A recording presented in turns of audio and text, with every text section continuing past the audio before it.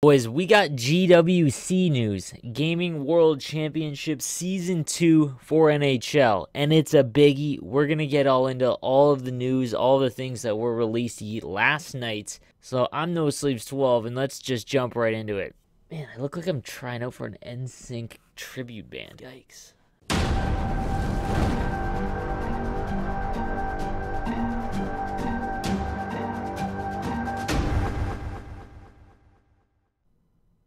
So, late last night, guys, the faces of NHL Gaming World Championship Season 1, Arda and Nasher, released an out-of-nowhere video on Twitter stating some of the details for NHL 19 Gaming World Championship, the $50,000 grand prize winning tournament. Last year, it was versus. This year, it's HUT. Yep. Just Hockey Ultimate Team. That's obviously met with some criticism. I'm going to give you my takes on it because, well, it is my channel. And see what we can come up with here in the light of this news. I think over being so close to the esports community this past year, being as involved as I could be, doing the commentary for the qualifiers, then getting to go to the Detroit Red Wings event and seeing how it worked behind the scenes. The LAN events were awesome. They were the best way to do competitive NHL. It's very, you have to eliminate variables when it comes to finding out who the best is at a game. That's just how it is. So versus is how you do it. I think this impacts the competitive community the most, which is odd because that's what this tournament is for. But more importantly, I think that the long-term sustainability of NHL esports, it needs to have an involvement with EA and the NHL working together to come up with something that is actually sustainable from a business standpoint. You can't have the NHL, this is going to be a rant, you can't have NHL teams like the Toronto Maple Leafs put on an event that costs damn near $40,000 like they did in the beginning of January and expect them to do it every year. There just isn't a business model in which that's successful. I mean, they have money to burn, sure. But when Bettman goes to all these NHL teams and says, hey, we want you to put on esports events, it's tough to be like, yeah, we'll front the bill, but we're not really getting much out of it. That being said, you do get free advertising in the sense that, oh, well, not free. You do get advertising in the sense that all of these players are going to these teams and, they're being hosted. I'm going to use Detroit as an example because I was able to go. I'm not going to lie. I'm a diehard Sharks fan. I actually got to see the Sharks play the Red Wings. That was kind of funny, but I like the Red Wings a lot more. It's just how it goes. Like, if you go and see behind the scenes, like we got to tour the arena, we got some swag. Just being in the arena and seeing how it was all run and the passion for the game, I like the Red Wings more. It's just gonna happen. Like, if you're not a fan of these teams and you go and you get hosted by them, and you meet a player or two, you're gonna have an affinity for them. That's just human nature. So in that sense, I can see why they would run these tournaments, but like, there isn't a business model in which that is successful. You can't, like, the Leafs event, I was able to go to the Leafs event, and I know people that are behind the scenes.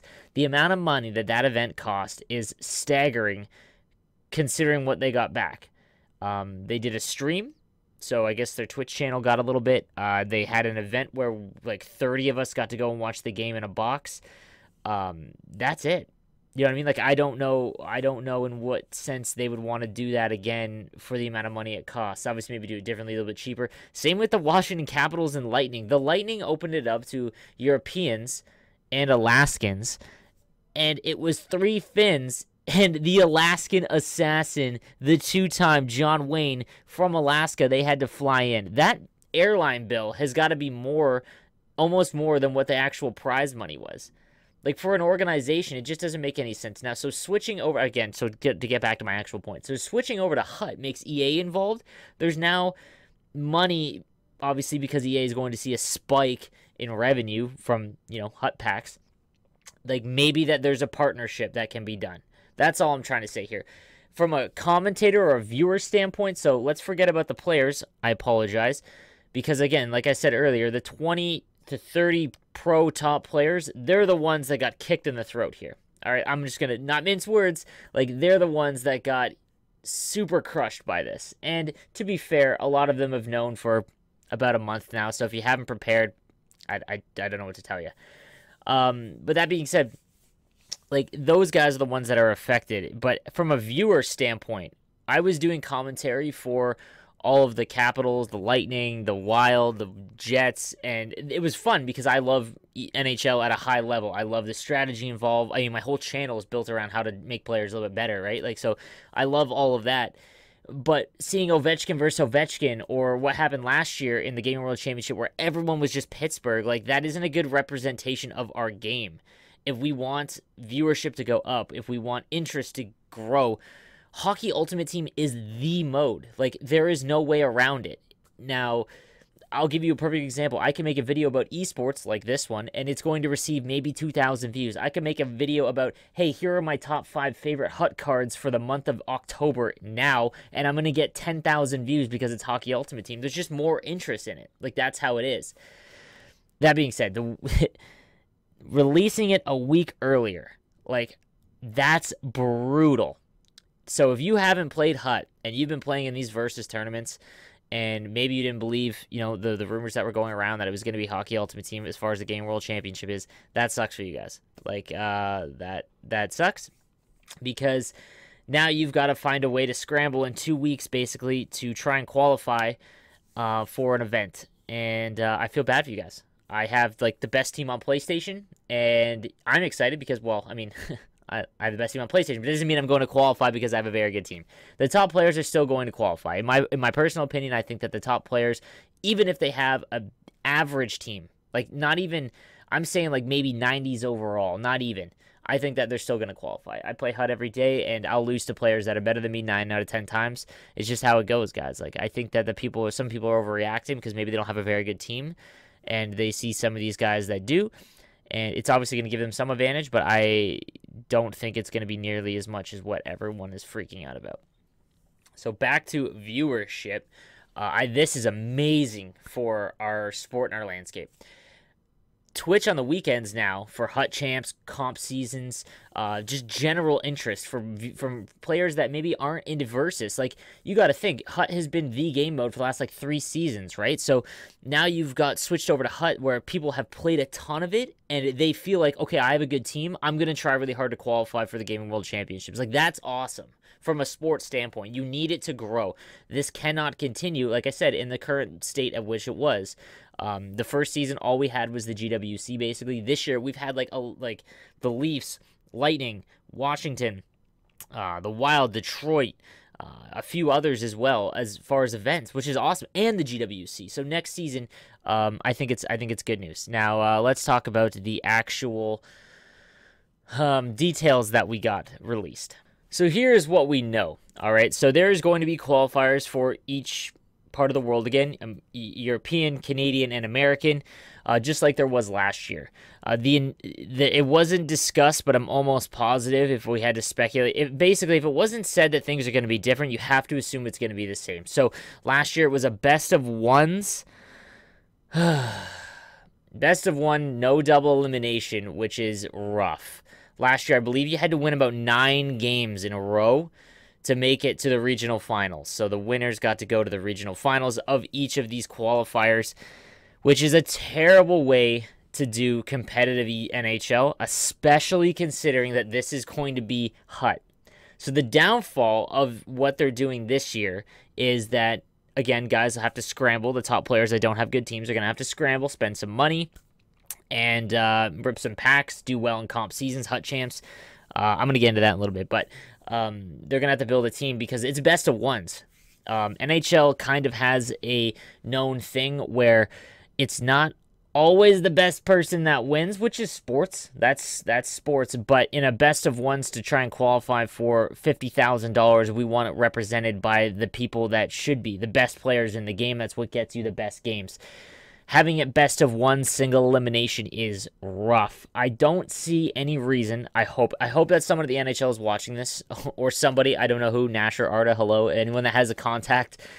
If you can do it what Smash GG did, if that was what the the Lightning and Capitals did, if you weren't watching their esports tournaments, it was basically a best of one. Okay, so you played someone, you lost, that's it. You would go, it was double elimination. At least it was double elimination, so that saved you from having one bad game or, ice tilt or anything like that. You got a second chance. And you had to be eliminated twice. At least that gives the top players, a full run. And I'm not saying to cater to top players, but again, you want the best players represented. That's just how it is. It's how it should be. It should be at least double elimination. Now, I believe there was like 1,000 signups each weekend for all of these events. And then you had about 450 to 500 check-in. I'm not 100% on those numbers, but I'm almost positive that's what Bones told me. If you don't know who Bones on Demand is, please follow at Bones on Demand. He's one of the guys linked in with the esports community. He also works for World Gaming, who does a lot of the esports tournaments. So, shout out Bones. So if that isn't the case and it's best of ones again, that kind of sucks, especially because it's going to be Hockey Ultimate Team. Once you qualify, here's where things get amazing, like where it is going to be great for viewers. So once you make the regionals, okay, I don't believe it was stated as how many actually make it to the regionals. I want to say 6 again. I think it was 6. But regardless, who you have going once you get there, it's a full draft champion style format, meaning that your team that got you there is gone. Forget about that team. Someone bought their team, okay? That doesn't matter anymore. What happens now is that I'm going to assume the order is based on where you finish. So if you won the first qualifier, then you're first. And it's a full, like, fantasy draft style play. Like, the draft alone will be super awesome to watch because you're going to have guys that, you got to understand, the guys at the top level, they are so meticulous about their players, their size, their handedness, playing forwards on defense, playing someone with a 99 or highest wrist shot on the wing, but forget about size, like, those kinds of things. Now we get to see how the top players are going to, actually go after their lineup. So what's going to happen is, let's say I pick first. I choose Connor McDavid, okay? The 5 other guys can't take McDavid. It's only current NHL players, which is awesome, so you're not going to see a ton of legends or people that, players that most of the player base doesn't even know, which is okay. Like, I'm a little bit older, so I know most of the legends, but there's a ton of players that are maybe under 20. I know a lot of esports players that are under 20 that have no idea who Larry Murphy is or anyone like that. You know what I'm saying? So it's cool that it's only NHL players. Again, partnering with the NHL, that's a good way to grow the current brand. I like that. That's a very good idea. The fact that there's intrigue now as to, okay, I have this team in mind. I want these certain players, and now you have to react on the spot to pick a new player. So once Connor McDavid's off the board, then there goes Crosby. But when does Ben Bishop go? Like, you know what I'm saying? Like, those are the questions that we're going to have to look into, and that just makes it so much more entertaining as a viewer. And as a player, to be honest with you, like, you get to be involved in, like, this really cool event, and you get to get criticized, or, like, everyone gets to be like, wow, you're amazing at picking a team. Like, I just think that that's amazing. The fantasy aspect that they're including in HUT this year, never mind the GWC, I think is really cool with the playoff predictor stuff and the all-star game stuff, but that's for another video.